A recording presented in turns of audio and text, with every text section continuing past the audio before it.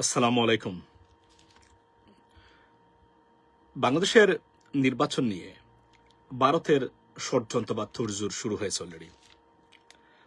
আজকে বাংলাদেশে নিযুক্ত সাবেক ভারতীয় হাই কমিশনার ওনার নাম হচ্ছে হর্ষবর্ধন কর্দন আপনার ফর্দন শিমলা, উনি আপনার বলছেন যে যদি নির্বাচন নিরপেক্ষ হয় তাহলে বিএনপি ক্ষমতায় যাবে। উনি বিএনপি ক্ষমতায় যাক এটা চান, এটা তাদের ব্যাপার, কিন্তু নিরপেক্ষ নির্বাচন হলে বিএনপি ক্ষমতায় যাবে আপনি জানলেন কিভাবে? বা জামাতি ক্ষমতায় যাবে আপনি জানলেন কিভাবে? এর মানে কি? এটা হলো যে মানে ভারতীয়দের ষড়যন্ত্র কিন্তু শুরু। এবং দেখেন বলে কি, নির্বাচন যদি নিরপেক্ষ হয় মানে যদি বিএনপি না যায় তাহলে এটা নিরপেক্ষ না। খেয়াল রাখবেন, এটাই কিন্তু আগামীর ষড়যন্ত্র শুরু ভারতীয়দের। এবং আপনি বলেন বাংলাদেশের কোন সাবেক কূটনৈতিক মানে এভাবে বোল্ড কমেন্ট এবং বাংলাদেশের নির্বাচন নিয়ে এবং অভ্যন্তরীণ রাজনীতি নিয়ে এতটা তৎপর? আপনি দেখেন শুধু না, এর আগে যে, এবং এখানে একটা জিনিস খেয়াল করবেন, দেখুন আপনারা মানে এই যে বিপ্লব, এই বিপ্লবে আপনারা কি পেয়েছেন জানেন? দেশটাকে ফেরত পেয়েছেন। আপনার দল বিএনপি, আপনার দল জামায়াত ক্ষমতা আসবে কিনা সেটা আমরা জানি না, কিন্তু আপনার দেশটাকে আপনি ফেরত পেয়েছেন, এটা হচ্ছে সবচেয়ে নাম্বার ওয়ান বক্তব্য। আমি একটা দিন খেয়াল করেছি, এটা আমার পলিটিক্যাল অ্যানালাইসিস এবং রিসার্চের ভিত্তিতে বলছি। বাংলাদেশে যত ভারতীয় হাই কমিশনার এসেছেন এখন পর্যন্ত বিগত 15 থেকে 20 বছরে, বিশেষ করে বিগত 15 বছরে, প্রত্যেকটা হাই কমিশনার চরম উগ্রবাদী হিন্দুত্ববাদী বিশ্বাসী। আমাদের কান্ট্রি মানে কি, এর মানে হচ্ছে মুসলিম বিদ্বেষী। অর্থাৎ এই দেশটাকে স্টেবল নয়, এই দেশের যত ধরনের ষড়যন্ত্র তারা করেছে। এবং আপনি এখন পর্যন্ত যতটা হাই কমিশনারকে পাবেন, go and check their characteristics, সব চরম উগ্রবাদ, আরএসএস এর সদস্য এবং বিজেপির একদম সিরিয়াস, একদম রাইট উইং এ তারা বিশ্বাসী। এটা একটা, পারভেজ ভাই কেমন আছেন? আপনি আগেও বলেছিলেন দেশের প্রধান শত্রু হলো ভারত। আমি আবার বলছি, বাংলাদেশের স্থিতিশীলতার জন্য সবচেয়ে বড় আতঙ্ক এবং সবচেয়ে বড় শত্রু তার হচ্ছে ভারতীয় গভর্নমেন্টের পলিসি বাংলাদেশের উপরে। আমরা মোটামুটি ভারত থেকে বিচ্ছিন্ন করে ফেলছি দেশটাকে, মানে বিচ্ছিন্ন বলতে বাংলাদেশটাকে তাদের বলয় থেকে। কিন্তু ওই যে বললাম, আমাদের কিছু রাজনৈতিক দল তারা এখনো মনে করেন ভারতের প্রস্রাব না খেলে আপনারা ক্ষমতা যাওয়া যাবে না। এটা একটা সিরিয়াস একটা মানে অদক্ষতা এবং অযোগ্যতার সবচেয়ে বলিষ্ঠ। এবং আমি বারবার বলছি, ভারত পৃথিবীতে এমন একটা রাষ্ট্র যার কোনো ক্ষমতা নেই। ভুটানের মতো দেশও তাদের কোনো ইনফ্লুয়েন্স নেই। পৃথিবীতে কোনো দেশে ভারতের ইনফ্লুয়েন্স নেই। পাকিস্তানের এখন গিয়ে দেখেন মানে অনেক দেশের উপরে তাদের সিরিয়াস ক্ষমতা এই মুহূর্তে আছে, বিকজ অফ তার মিলিটারি পাওয়ার বা বিভিন্ন কারণে। কিন্তু ভারত একটা দেশ যার কোনো ক্ষমতা নেই, আছে কার উপরে? বাংলাদেশের কিছু রাজনৈতিক দলের উপরে। এই ক্ষমতা ছাড়া পৃথিবীতে ভারতের কোনো ক্ষমতা নেই। এবং আমি বারবার বলছি, আপনারা আতঙ্কিত হবেন, আপনারা সচেতন থাকবেন, এটা আমার বক্তব্য। আপনার দল জামাতকে ভোট দেন, আপনার দল বিএনপি জাতীয়তাবাদের আদর্শ মানে জনক, ভোট দেন, নো প্রবলেম। কিন্তু মনে রাখবেন, ভারতকে যদি ট্যাকল না করতে পারেন আপনার সন্তানের ভবিষ্যৎ অন্ধকার। They have a serious aggression and aggression মানে প্রজেক্ট। এটা কতটা বিপর্যস্ত আপনি করবে, আপনি দেখেন আমরা তাদের মার্কেট। মানে পৃথিবীতে এমন অন্যায্য, নৈরাজ্যকর এবং অনিয়ম দেখেছেন? We are their market, customer আমরা তাদের। আমাদেরকে সম্মান দিবে না? আমরা তাদের পণ্য বিক্রি মানে আপনার এই কিনি। পৃথিবীতে এমন কোন দেশ দেখেছেন যে পণ্য বিক্রি করে কাস্টমারকে আবার তাদের বিক্রিও করে আবার তাদের জুতা পেটা করে? দেখেছেন এমন পৃথিবীতে? বাংলাদেশ হচ্ছে তার নাম। অথচ আমরা সব ধরনের পাওয়ার কথা ভারতের উপরে। ওয়াই? বিকজ $18 বিলিয়ন এর মার্কেট হচ্ছে বাংলাদেশ। এটা বোঝানো যাচ্ছে না কোনোভাবেই।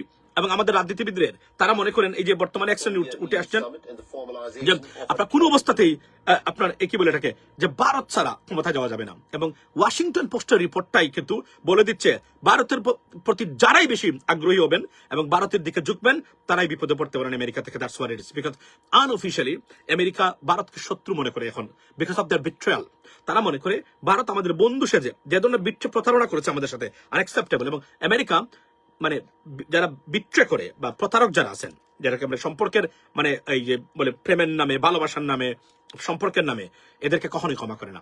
এবং আমি আপনাকে বলি, এই যে আইসিসিতে দেখছেন না, এই আইসিসিও একদিন মানে আইসিসি থেকে ভারতের প্রভাব, প্রতিপত্তি এবং তাদের যে এই যে কন্ট্রোল সব একদম ছিন্ন বিচ্ছিন্ন হয়ে যাবে, একদম তছনছ হয়ে যাবে। আমি আপনাকে অপেক্ষা করেন।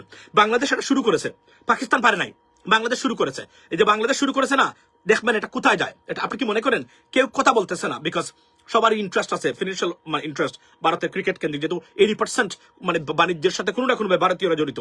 এই কারণে যে কোনো সময় এটা কিন্তু বিস্ফোরিত হবে। এবং আজকে পাকিস্তান ভারত এই যে আইসিসি ওয়ার্ল্ড কাপ যেটা already Scotland going to B the replacement team for instead of Bangladesh, because they're already contacted and they're given the consent.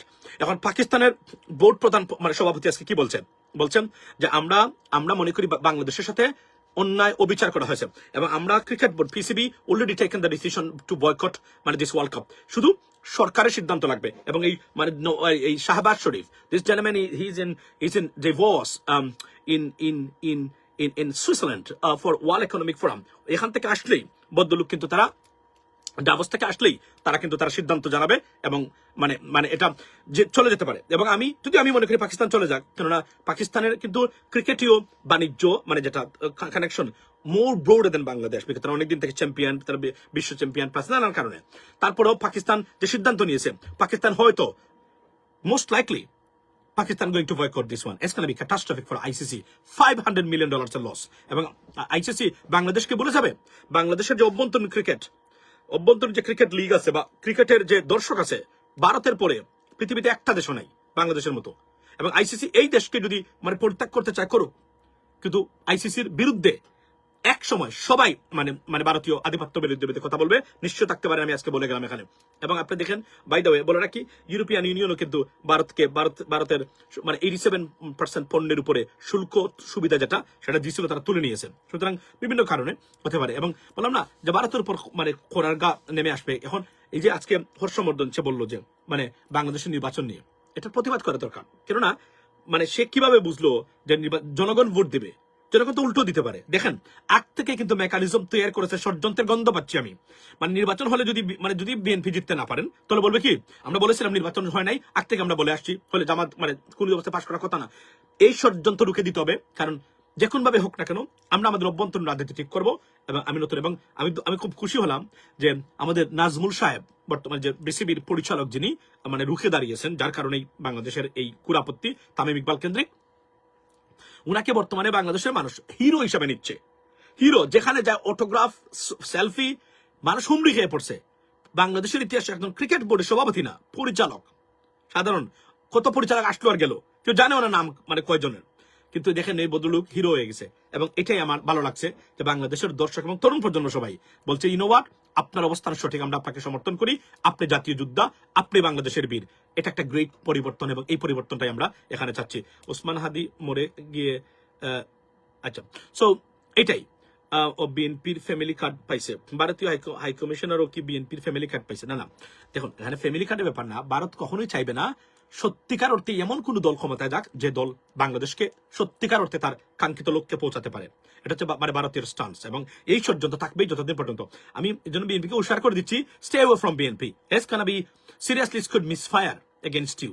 এবং অলরেডি ওয়াশিংটন পোস্টের রিপোর্টটা এটা কিন্তু this is a glimpse of that, আপনার ইন্ডিকেশন। So be careful, সবাই ভালো থাকবেন। আর এই ভারতীয় ষড়যন্ত্রের বিরুদ্ধে অলওয়েজ রুখে দাঁড়াবেন। আমরা ভারতীয় জনগণের বিপক্ষে নই, বাট ভারতীয় ষড়যন্ত্র বাংলাদেশে চলবে না। এই ষড়যন্ত্রের কারণে বাংলাদেশ আজকে এখন আস্থা করে নিক্ষিপ্ত হচ্ছে এবং আমাদের প্রত্যেকটা জিনিস ভেঙে চুরমার হয়েছে। আমরা এখন মালয়েশিয়ার চেয়ে উপরে থাকার কথা, কিন্তু আজকে আমরা কোথায় পড়ে আছি? হাকে ভোট দিবেন, না হলে আপনার সন্তানের সাথে প্রতারণায় আপনি যুক্ত। একদিন আপনার সন্তান আপনাকে প্রশ্ন করবে কেন হাতে কোন নেতা নেত্রীর বক্তব্য শুনে আপনি বিএনপিকে ভোট দেন, জামাতকে ভোট দেন, নো প্রবলেম। কিন্তু হার ক্ষেত্রে আপনি আপনার সন্তানের ভবিষ্যৎ মনে রাখবেন।